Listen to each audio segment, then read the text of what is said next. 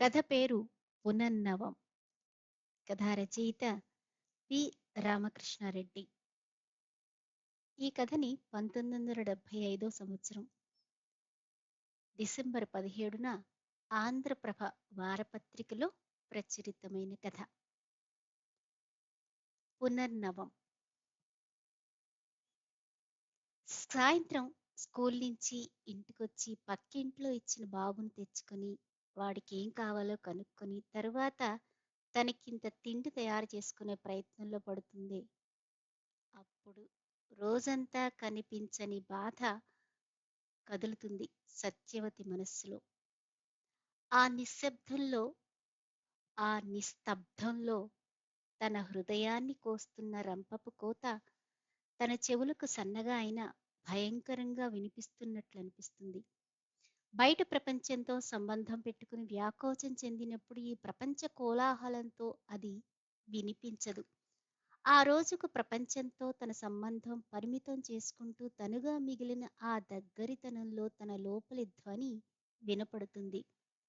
లేకపోతే ఉదయం స్కూలుకి వెళ్లే హడావుడిలోనూ స్కూల్లో పిల్లలతో ఉన్నప్పుడు ఆఖరికి రాత్రికి ఒంటరిగా, అవును, అప్పుడు కూడా ఇట్లాంటి బాధ ఉండదు. అప్పుడు బాబు తనను తాకుతూ తన పక్కలో ఉంటాడు. అప్పుడెప్పుడైనా గతం కమ్ముకుంటుంది తనను. ఆ గతం మబ్బు కింద జరీ అంచులా చుట్టూ బాబు మెరుస్తూ ఉంటాడు. వాణ్ణి తన చేయి చుట్టుకుని ఉంటుంది. ఇప్పుడెందుకనో అట్లా ఉండదు. ఇప్పుడు మనస్సు మీద ఆడే బూడిద రంగు మబ్బులు. వాటిలో మెరుపు ఉండదు. పోనీ ఉరుము ఉండదు. వర్షం కురవని నదులు వదులు మబ్బులు. వర్షం కురవని వదులు వదులు మబ్బులు. ఇప్పుడు మాత్రం తప్పనిసరిగా ఇట్లా ఉండటమేమిటో. అన్నం ఉడుకుతున్న చప్పుడు మరీ చిరాగ్గా ఉంది. తన కోసమే తన అన్నం వండుకోవటం ఎంత విషాదం. తను వండిన అన్నం కూరలు తృప్తిగా పెట్టి తను తృప్తి పడటానికి వీల్లేని ఆడదాని బతుకు ఎంత దారుణంగా ఉంటుందంటే అంతకంటే తనకు తినడానికి తిండి లేకపోతే నయంగా ఉంటుందనిపిస్తుంది. బాబు అన్నం తినేవాడైనప్పుడు ఇట్లా ఉండదేమో. అదొక వంటిల్లు. మధ్యలో పెద్ద పీట, పెద్ద కంచం. పక్కనే చిన్న పీట, ఉల్లి కంచం. పీటలకు తగిన ఆకారాలు ఆకలిని పరుచుకుని కూర్చున్నాయి. ఇల్లాలు ఆనందంతో వడ్డిస్తోంది. ఆ దృశ్యం చూస్తున్న సత్యవతి వసారాలో బాబు కేక విని ఉలిక్కిపడి లేచింది. పక్కింటి పాప, బాబుతో ఆడుకుంటాను, నువ్వెళ్ళి అన్నం చేసుకో అక్కా అందే. ఏమైంది? వెళ్ళిపోయిందా? మెట్ల మీదుగా కింద పడ్డాడా? దెబ్బ కాని తగల్లేదు కదా? ఇన్ని ఆలోచనలు ఆమె అడుగెయ్యక ముందే ఆమెతో అడుగేసినాయి. తడబడుతూ పరిగెత్తింది. బాబూ! చూపును రెప్పలతో నెక్కితే దీపం వెలుగు కిరణాలుగా విడిపోయినట్లు శబ్దం పగిలి చెదిరి పలచనయింది ఊహించని ఒత్తిడికి. ఒక చేత బాబునెత్తుకుని మరో చేత చిన్న తోలు సంచి పట్టుకుని అతను మసకగా కనిపిస్తున్నాడు. కింద పడేవాడు. అంతట్లో అందుకున్నాను. కింద పడనీకుండా వాడి స్వేచ్ఛకడ్డం వచ్చానేమో. వేడు ఏడుపందుకున్నాడు అబ్బిగాడు అని నవ్వుతూ సత్యవతి కేసి చూశాడు. చంద్ర అనుకుందో అందో తెలీదు. అతను మెట్లెక్కి దగ్గరగా వచ్చేసరికి అప్పుడు కదిలి బాబు కోసం చేతులు సాచింది. అతను ఆ చేతుల్లోకి తోలు సంచి ఇచ్చి బాబును మెడ మీదకెత్తుకుని పూల తేనెల్లాంటి వాడి 2 చేతులు కొమ్మల్లాంటి తన 2 చేతులతో అందుకుని ముందుకు నడిచాడు. వెనకాల నడుస్తున్న సత్యవతికి చిరునవ్వు వచ్చింది. అట్లా ఎత్తుకున్నాడేమిటి? తిరణాలకెళ్ళే పల్లెటూరు వాడిలాగా. అవును సుమా, పల్లెటూరి వాడిలాగా పంచె కట్టుకుని వదులు జుబ్బా వేసుకున్నాడు. చంద్రానికి పంచె కట్టుకునే అలవాటు ఉండటం తనకి తెలుసు. అయినా ఇప్పుడది చక్కగా అతికింది. అతను తిరణాలకెళ్ళే పల్లెటూరు వాడైతే వెనకాల సంచీ పట్టుకుని తను ఆరి సరిగ్గా సరిపోయింది. ఎంకితో తీర్థానికెళ్ళాలి సంకలో పిల్లాడు సంబ్రాలు పడుతుంటే ఎంకితో తీర్థానికెళ్ళాలి నాయుడు బావా కలలా ఉందే. ఈసారి నవ్వుకుంది. ఆ పొడి నవ్వులో సిగ్గు తాలూకు చెమ్మ తాకినట్లు అనుభూతి. ఇదేమిటి తనిట్లా అనుకుంది? ఆ పోలికకు సమగ్ర రూపం ఇచ్చింది. అంతే తప్ప మరేం లేదు. ముందు వెళుతున్న చంద్రం గడప దగ్గర ఆగిపోయాడు. బావుకు గుమ్మంపై పట్టె కొట్టుకోకుండా కొంచెంగా వంగాడు. ఆగడమెందుకో సత్యవతి పరిశీలించింది.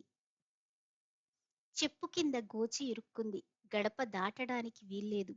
సాహసంతో దాటితే పంచె చిరగవచ్చు, లేక గోచి ఊడొచ్చు. ఆ సమస్యను పరిష్కరించుకునే ప్రయత్నంలో సతమతమవుతున్నాడు చంద్ర. ఈసారి హాయిగా మాత్రం అనుకోలేదు. ఈసారి స్వేచ్ఛగా వచ్చేసింది నవ్వు. కంట నీరు తిరిగేట్లుగా. లాభం లేదు, ప్లీజ్ హెల్ప్ అన్నాడు చంద్ర నవ్వుతూ. సత్యవతి వంగి అతని చెప్పు కింద ఇరుక్కున్న గోచి కొనను లాగింది. దానితో పైన చెక్కిన గోచి ఊడింది. ఈసారి నవ్వు కింద పడగొట్టకుండా గోడ నానుకుంది సత్యవతి. పరిస్థితి ఇంకా ప్రమాదంలో పడిందని గ్రహించాడు చంద్ర. చట్టున కూర్చున్నాడు. ఇద్దరి నవ్వులు ఆగి ఆగి విడిగాను చెత్తగాను యుగళగీతల్లా సాగాయి. ప్రయాణ శ్రమవోప ఈ గడప మీద మేమించుక శ్రమించి వచ్చెదము. ముందు తమరేగి మాకు అతిథి మర్యాద లొనర్చెదరుగాక అంటూ మెడమీద బాబును ఒళ్ళోకి దించుకున్నాడు. సత్యవతి లోపలికి పోయింది. కూరతో బాటు తాలింపు చేసే ప్రయత్నంలో పడింది. ఈరోజు తన వంటకు ఫలితముందన్న భావం ఆమెకు ఇంతకు ముందు లేని శ్రద్ధనిచ్చింది. మధ్యలో ఆపుకున్నా ఆగకుండా పంచె ప్రహసనం నవ్విస్తోంది. తన ఒంటరి జీవితంలోకి ఈరోజు తలుపులు తోసుకుని ఇన్ని నవ్వులు తెస్తుందని ఇంతకు ముందు దాకా అనుకోలేదు. చంద్ర తన దగ్గరికి రావడంలో ఆశ్చర్యమేం లేదు. అయితే ఇట్లా రాగలడని మాత్రం అనుకోలేదు. ఎందుచేత జరిగిన సంఘటనలు తన మెదడును మొద్దుబారేట్లు చేశాయి. ఎవరిని గురించి ఆలోచించలేకపోయింది. చంద్రకు అంతా తెలిసే ఉంటుంది. తెలిసే వస్తే ఏం చేయాలని వచ్చినట్లు? పాపం అతనేం చేస్తాడు? కాకపోతే మనిషి కాబట్టి వచ్చాడు. బాబు నిద్రపోయాడు. లోపలి హాల్లో నిల్చొనున్నాడు చంద్ర. లేచి మంచం మీద దుప్పటి పరిచింది. చంద్ర నెమ్మదిగా వాణ్ణి పడుకోబెట్టాడు. వాడు ఏదో బరువు తీరినట్లు నిట్టూర్చి వెల్లకిలా పడుకున్నాడు. అని నిట్టూర్చి అతను ఇల్లు పరిశీలిస్తున్నాడు. సత్యవతి నిట్టూర్పు అణుచుకుని అణుచుకోలేక నొక్కులు నొక్కులుగా విడిచింది. ఇల్లు బాగానే ఉందే, అద్దెంత? అద్దె ఎంతో చెప్పలేదు సత్యవతి. ఇప్పటి అతని పద్ధతి నచ్చలేదు అసలు. ఇదా ముఖ్యంగా అతను అడిగి తెలుసుకోవాల్సింది. ఇంత హింస అనుభవించి ఇట్లా దిక్కు లేకుండా ఒంటిగా ఉన్న తనతో ఇల్లు బాగానే ఉంది, ఇంకేం రోగం నీకు, చాలా హాయిగా ఉంటావే అన్నట్లు ఏమిటా మాటలు? అరే, దొడ్లో బావి కూడా ఉందే. అటు నడిచాడు. "హ్మ్, నాలాంటి దానికి దొడ్లో బావి లేకపోతే ఎట్లా?" అతను ఆగాడు. అంటే బావి లేకపోతే బావి అయినా ఉండద్దు. అబ్బా, ఏం డైలాగు! ఎవడన్నా ఫ్రెండ్ సినిమా తీస్తే ఈ పేరు సజెస్ట్ చేస్తానుండు. బావి లేదని నీకెట్లా తెలుసు? ఎట్లా తెలుసంటే బావి ఉంది కనుకనా. ఆమె నవ్వింది. సరే సరే, సంభాషణ ఇంతటితో బావిలో పడని మనం బావిలో పడదాం. అనగా నేను స్నానం చేయుదును. ఆమె అటు కదిలిపోయింది. ఆహాహా, నువ్వేమీ అవసరం లేదు. స్నానరంగం నిర్వహణ చంద్ర. ఇదిగో సంసారాన్ని సౌఖ్యవంతం చేసే రంగురంగుల బాంబే డయింగ్ టవల్ అంటూ తువ్వాలు భుజం మీద వేసుకున్నాడు. ఇదిగిదిగో సినిమా తారలకు చర్మ సౌందర్యమునిచ్చు సబ్బు అంటూ అది చేత పట్టుకుని సంచి కింద పడేసి చకచకా నడిచాడు. సత్యవతి వంట ఆఖరిసారి చూసి కాళ్ళు ముఖం కడుక్కొని చెదిరిన తల దువ్వుకొని కూర్చుంది. అబ్బా! తలస్నానం చేసేటప్పటికి చాలా రిలీఫ్‌గా ఉంది అంటూ వచ్చాడు. సబ్బు వాసన వాతావరణంలో పరుచుకుంది. పైజామా వేసుకుని బనియన్ మీద దువ్వాలు కప్పుకున్నాడు.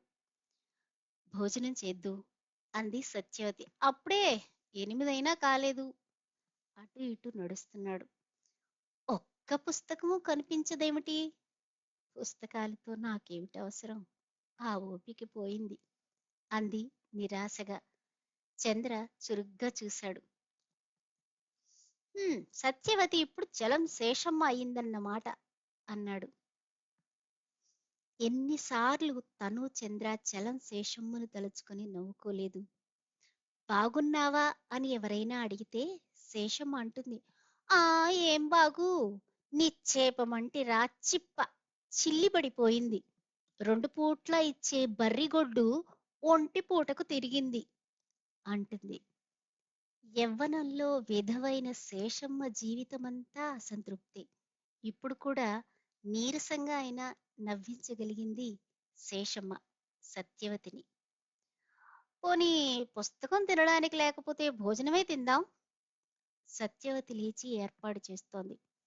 మొత్తం వంట అంతా అక్కడ పెడితే ఇద్దరం పంచుకోవచ్చుగా అన్నాడు చంద్ర. నేను తర్వాత తింటాను. అతను ఇంకేం మాట్లాడలేదు. భోజనం ముగించి వసారాలోకెళ్ళి అక్కడ మెట్ల మీద కాళ్ళు దించుకుని నేలనే కూర్చొని సంభానికి అనుకున్నాడు. మళ్ళా లేచి ఇంట్లోకొచ్చి సంచిలో ఉన్న సిగరెట్ పెట్టి అందుకుని పోబోతూ అటు చూశాడు. సత్యవతి స్తబ్దంగా తలుపుకు ఆనుకుని కూర్చుండిపోయింది. ఒక్క నిమిషం అట్లానే నిలబడి చూసి సత్యవతి అన్నాడు. ఉలికిపడి కదిలి కంచమెత్తే పనిలో పడింది. ముందు చోట కూర్చొని సిగరెట్ ముట్టించాడు. తడిసిన తల వెంట్రుకల్ని గాలి కుదుపుతోంది. రోడ్డు కటువైపు ఇంటి పెరట్లో కొబ్బరి చెట్టు చంద్రుడి మొహం మీద కత్తులు ఝుళిపిస్తోంది. సిగరెట్ పొగ హంసల వెన్నెల సరస్సులో ఈదుతోంది. సత్యవతి భోజనం చేయలేకపోయింది. కనీసం చంద్ర కూడా తన పట్ల సానుభూతి చూపలేదు. పైగా హేళన చేస్తున్నాడు. పుట్టింటిని అత్తింటిని విడిచి వచ్చి ఇట్లా స్కూల్లో పంతులమ్మగా 200 జీతంతో సాగే తన జీవితం సంగతి అతనికి అవసరం లేదు. అతనికెందుకు? డాక్టర్ అయినాడు. అరలక్షో లక్షో పట్టుకుని అందమైన పెళ్ళాం వస్తుంది. అంతే అంతే. లేకపోతే దైవికంగా తాకిన దెబ్బ సంగతి పోని. అందుకేం చేయలేడు సరే. అటు ఇటు అయిన వాళ్ళు చేసిన గాయాన్ని గుర్తించకపోయినా పరామర్శ చేయడు. చేస్తే లేనిపోని బెడద తెచ్చుకున్నట్లవుతుందని గప్చిప్పుగా ఉన్నాడు గావాల. అవునులే, తండ్రి సంపాదిస్తుంటే కొడుకు మాత్రం అడ్డం పడతాడా? అయితే చంద్ర కూడా అంతేనా? అట్లాంటి వాడేనా? అయితే అట్లాంటి వాడు మరిప్పుడు వచ్చినట్లు? తనకు మాత్రం అభిమానం ఉందనుకోవాలనేమో. అబ్బో! ఏమో లెద్దు. ఎందుకో వచ్చాడు, పోతాడు. తనకి తన ఒంటరి జీవితం తప్పదు. కరుగుతున్న రాయి మళ్ళీ కరుడు కట్టింది. కింద తనకు బాబుకు పక్కపరిచి అందులో బాబును మెల్లగా పడుకోబెట్టి మంచం తెచ్చి బయట వేసింది. బాబు నువ్వు కింద పడుకోవటం ఎందుకు? నేనే పడుకునేవాణ్ణిగా. మాట్లాడకుండా దుప్పటి పరిచి మరోటి తలగడగా ఉంచి లోపలికి పోయింది. బాబును అదిమి పట్టుకుని కళ్ళు మూసుకున్న సత్యవతి కళ్ళ మీద తాకిన ఏదో ఒత్తిడికి కళ్ళు తెరిచింది. అప్పుడే నిద్రపోయినట్లుందే అని నవ్వాడు. ఆమె ఎటే చూస్తోంది అయోమయంగా. నేను కాదు, మనం కొంచెం మాట్లాడుకోవాలి అని చూశాడు. మాట తడబడుతున్నా లోపలి అర్థం చూపులు స్థిరంగా ఉన్నట్లున్నాయి. కిరుక్కున వెనక్కి తిరిగి గబగబా తన సంచి తెరిచి ఏదో అందుకుని వచ్చాడు. అతనట్లా దగ్గరగా నిలబడి ఉంటే పడుకోలేక లేచి కూర్చుంది సత్యవతి. హఠాత్తుగా ఎదురుగా గొంతుకు కూర్చున్నాడతను. అతని 2 చేతుల్లో ఏముందో చూడటం కంటే ముందు అతని ముఖం ఆమె చూపును లాక్కుంది. సత్యవతి, ఇవి నీకని తెచ్చాను. ఒళ్ళో పడిన పట్లంకేసి చూసింది. తామరాకులో కట్టిన మల్లెపూలు. చంద్ర నోరు తెరుచుకుని ఆశ్చర్యంగా చూసింది. అతని పెదాల మీద నవ్వుల పూలు. ఏమనుకున్నావు నన్ను? ఇందాక నువ్వు వచ్చింది ఇప్పుడు తెలిసింది. ఇందుకా నువ్వు వచ్చింది? ఇప్పుడు తెలిసింది. ఇప్పుడు తెలిసింది. తెలిసింది. ఒత్తి పలికిన ప్రతి మాట, మాటకు మధ్య ఉద్రేకం అంచెలంచెలుగా పెరిగింది. ఆ పెరిగిన స్థాయి నుంచి ఉద్రేకం హఠాత్తుగా దుఃఖంగా మారి జలపాతంలా ఘోరున దూకింది. బాబు ఉలిక్కిపడి లేచి ఏడుపు అందుకున్నాడు. చంద్ర నోరు తెరిచి చెప్పాలనుకున్న దానికి అవకాశం లేకుండా పిచ్చిదానిలా తల బాదుకుంటున్నది సత్యవతి. సత్యవతి, బావుని సముదాయించి నేను తర్వాత మాట్లాడతాను. వద్దు, వద్దు, నువ్వేం మాట్లాడద్దు, పో బయటికి అరిచింది. చంద్ర మారు మాట్లాడకుండా బయటికి వెళ్ళిపోయాడు. బాబు ఏడుపు పోగొట్టడానికి తన ఏడుపు అణుచుకునేందుకు ప్రయత్నించింది.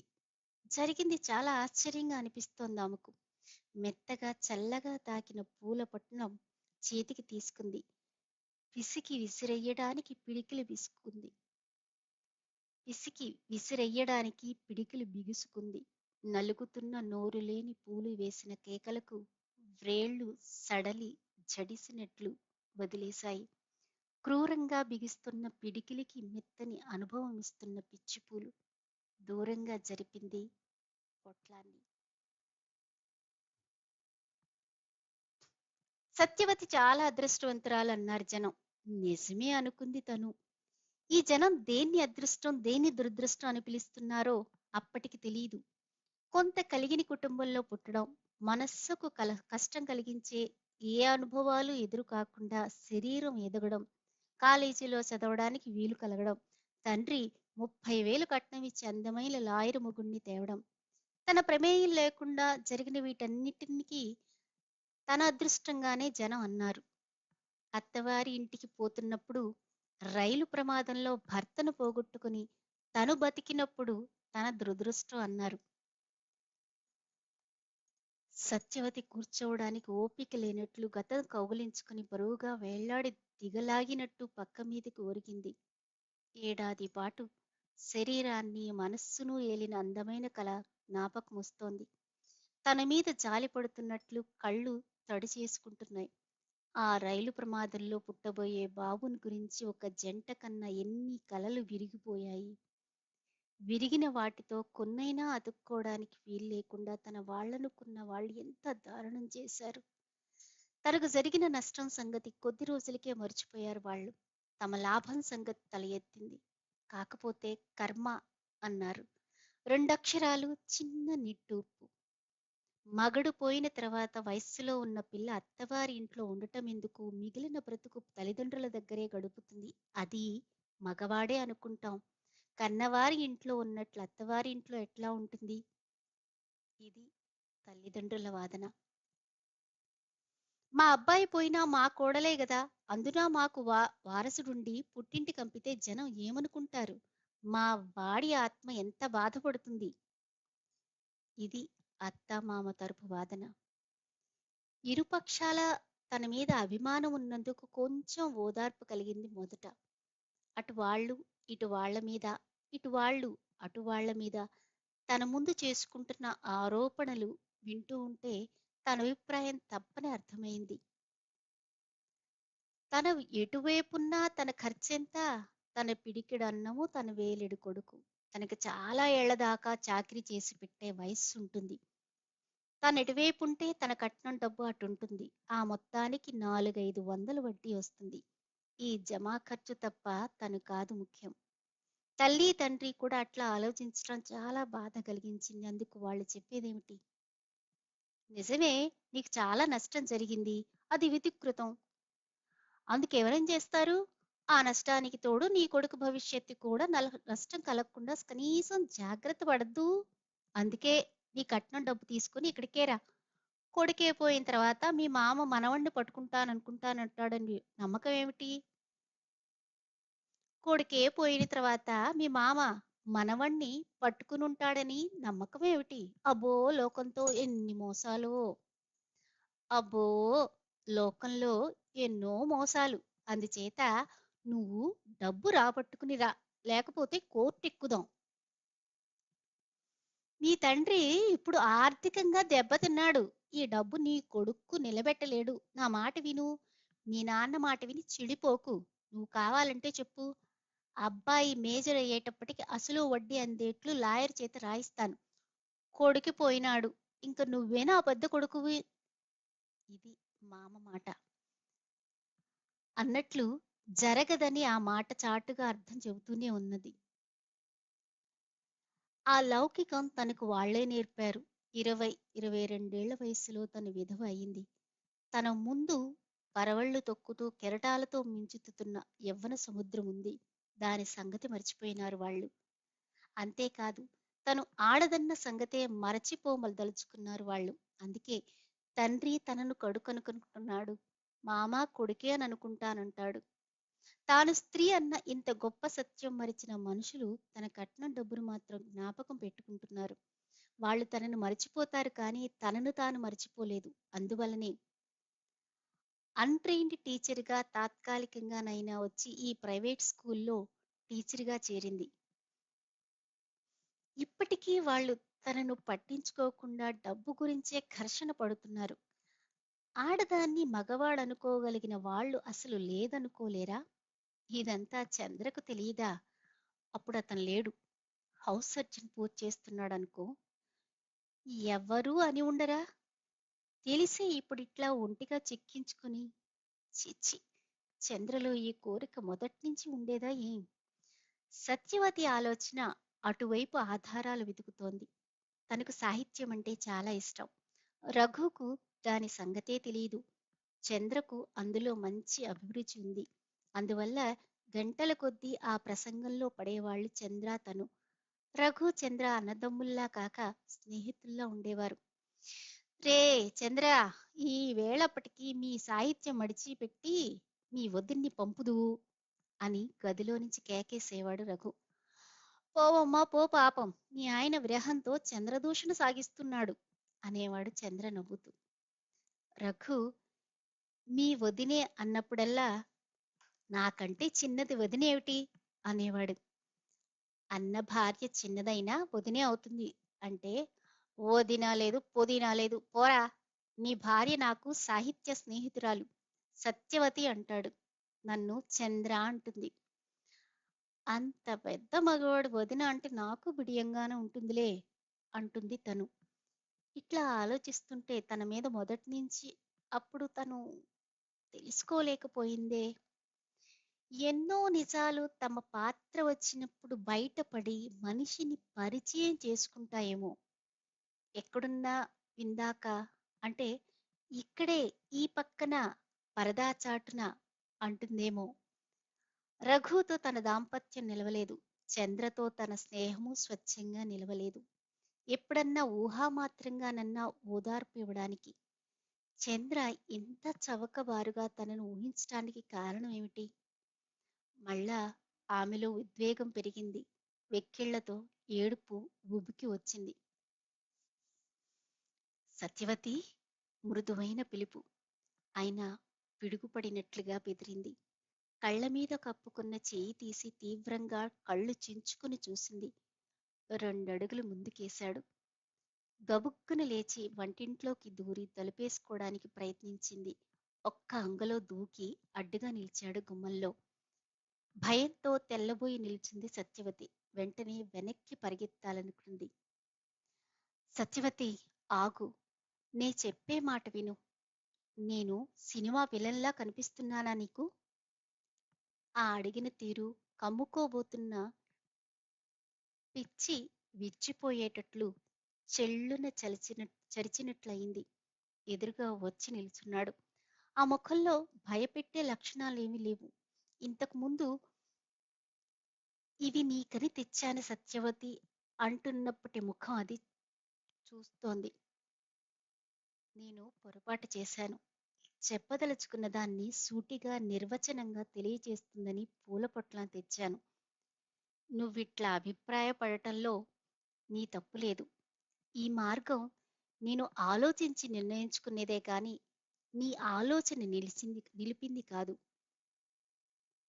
ఆ సంగతి నీ భయం చూసిన తర్వాత అర్థమైంది. తెలివి తక్కువగా నిన్ను అవమానిస్తాననుకోలేదు. ఎగిసిపడే హృదయంతో వింటుందామె. తను మాత్రం తెలివి తక్కువది కాదు. తను అతన్ని అవమానించింది. మరైతే ఇప్పుడు కూడా చెప్పదలుచుకునేది ఒక్క నిమిషంలో చెప్పేస్తాను. మీ వాళ్ళు, మా వాళ్ళు నీకిచ్చిన చేదు అనుభవాన్ని స్నేహితుడు కొంతకాలం కిందటే చెప్పాడు. సానుభూతి కనపరచటం మాత్రమే నేను చెయ్యాలనుకోవడం లేదు. ఇప్పటికీ నా అభిప్రాయం నీతో చెప్పడానికైనా అర్హత సంపాదించాను. మా నాన్న పెద్ద కొడుక్కు వచ్చిన కట్నం దాచుకున్నాడు. కోడల్ని విడిచిపెట్టాడు. మీ నాన్న కూతురి జీవితం కంటే ఆమె పెళ్లికిచ్చిన కట్నం డబ్బును గురించి బెంగ పెట్టుకున్నాడు. ఈ పరిస్థితి మన పెళ్లికి కావలసినంత ప్రాముఖ్యం ఇస్తున్నది. ఇక్కడికి దగ్గరలో గొల్లపల్లి అనే ఊళ్ళో నాకు ఉద్యోగం వచ్చింది. తెల్లవారుజామున నాకు ట్రైన్ ఉంది. అయితే నేనిప్పుడే వెళ్ళి స్టేషన్‌లోనే పడుకుంటాను. నువ్వు భయపడవలసిన పని లేదు. నీ అభిప్రాయం తెలుసుకోడానికి తిరిగి మరునాడు ఉదయం మాత్రం వస్తాను. మెదడు గూడులో ఉక్కిరిబిక్కిరిగా దూరే ఆలోచనలను క్రమపద్ధతిలో సర్దుకోవడానికి ఆమె శ్రమ పడుతుండగానే అతను వెళ్ళిపోయాడు. సత్యవతి ప్రశ్నలు, అనుమానాలు, భయాలు తలుచుకునే కొద్దీ నవ్వు వస్తుంది చంద్రకు. రఘు అంటే అంత ప్రేమ ఉండేది కదా నీకు, తప్పనిపించదు అంటుంది బేలగా. అంత ప్రేమ ఉంది కనుకనే అన్నాడు స్థిరంగా.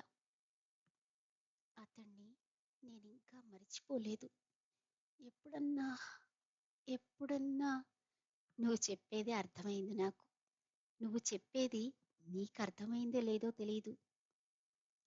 అంటే అంటేనా నాకు హృదయం ఉండటంలో నీకేమీ అభ్యంతరం లేదుగా అని అడుగుతున్నావు. ఎంత హీనమైన అభ్యర్థనో ఆలోచించు. ఆ, ఇప్పుడు అలాగే ఉండొచ్చు. ఎప్పటికీ ఇట్లాగే ఉండవచ్చు.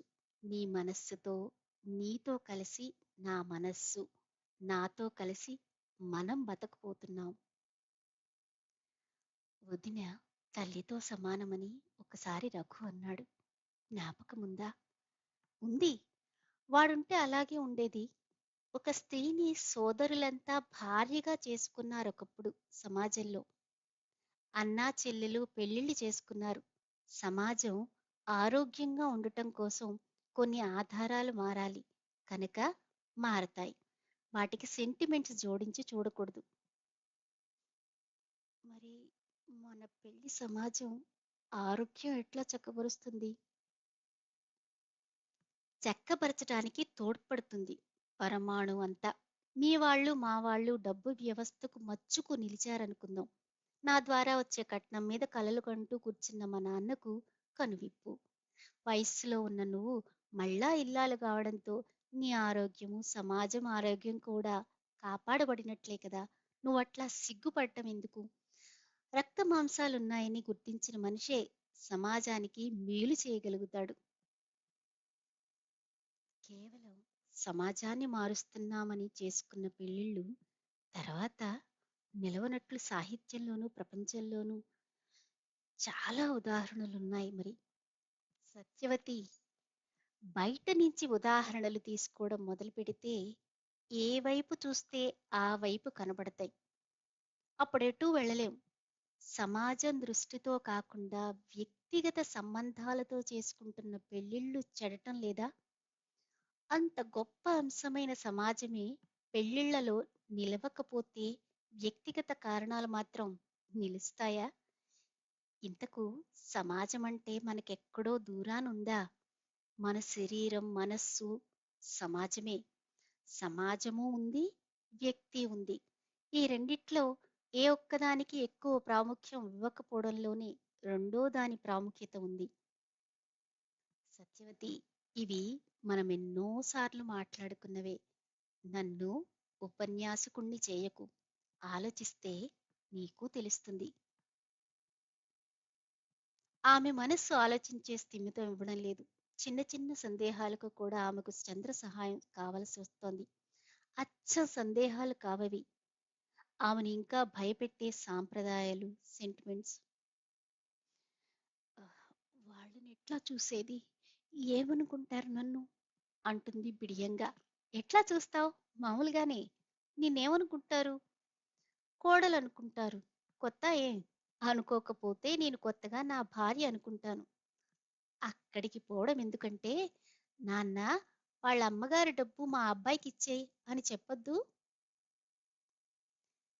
అంతటితో ఆమెకు అబ్బాయిని గురించిన భయం మొలకెత్తింది. వాడు పెద్దయితే తల్లిని గురించి తెలుసుకుంటే, తన తండ్రి అతను కాదని తెలుసుకుంటే, అది అడుగుతుంది పాపం తల్లి. సత్యవతి, భవిష్యత్తు మానవుడి మీద, నీ శిక్షణ మీద నమ్మకం ఉంచుకో. అంతకంటే మానవ సంబంధాల్లో ఏది మాత్రం బలమైంది? ఆ సమాధానాన్ని అంగీకరించింది కాబోలు సత్యవతి. ఊరికే కూర్చుంది. పుట్టింటికా, అత్తింటికా? ఎవరో పెద్దామె అడుగుతోంది సత్యవతిని. చుట్టూ చూస్తున్న కళ్ళల్లో వాళ్ళిద్దరు దంపతులన్న గుర్తింపు కనిపిస్తోంది. ఆమె మళ్ళీ అదే ప్రశ్న అడుగుతోంది. లోపలి ప్రశ్నలతో అల్లాడిపోతున్న సత్యవతికి బయట ప్రశ్నలు కూడా. మా ఇంటికి అన్నాడు చంద్ర. ఆ పెద్దామె సంతోషించింది. చంద్ర ఒడిలో బాబు ఉక్క వల్ల ఏడుపు అందుకున్నాడు.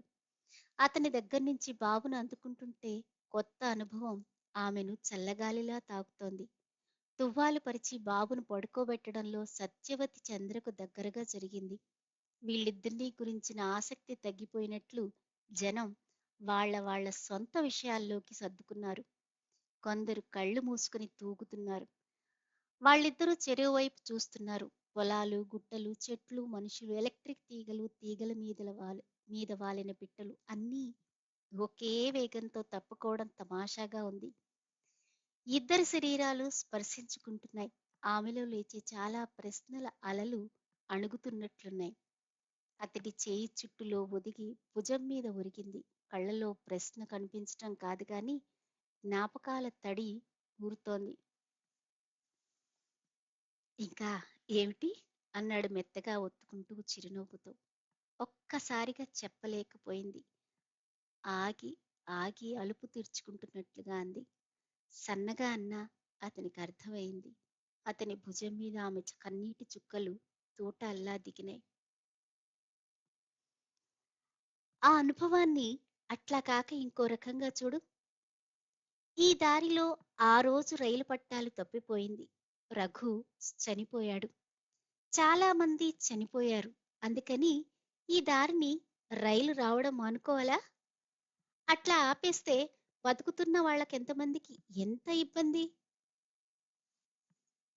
ఆ మాట దేనికన్వయిస్తోందో అర్థమైంది సత్యవతికి.